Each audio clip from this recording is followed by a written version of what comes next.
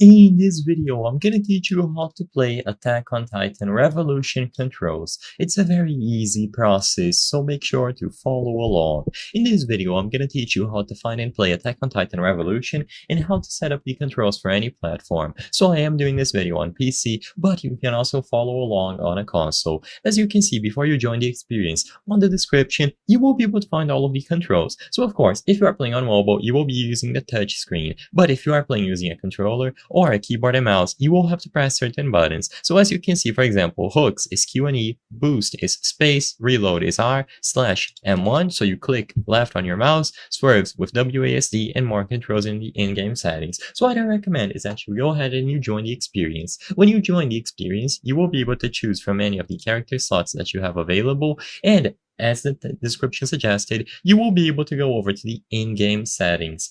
In there, you can configure plenty of actions related to gameplay. So as you can see, select settings and switch over to this last menu. And as you can see under controls, you can change everything. There is a lot to go over, and sadly in this video, I won't be able to individually showcase every single thing. I recommend that you take some time and you carefully browse through all of these, but you will be able to configure them to whatever your preference is, and once they are all properly set up, you can get inside of a game. So you can go over to play, load into the hub, and you will be able to initiate any missions or raids. And as long as you use the controls displayed there in the settings, you will be able to play using a keyboard and mouse or a controller. If you have a controller connected, of course the buttons are going to change, but you will still be able to figure them out and set them up properly. So I'm just going to create a random mission to demonstrate, but this is all you have to do. It is incredibly simple, and there is a lot of customization that you can do. The game is very well made, so they allow players to change the keybinds. So as you can see, you will be able to use all of the buttons that were set up on the controls to move around and do actions inside of the game.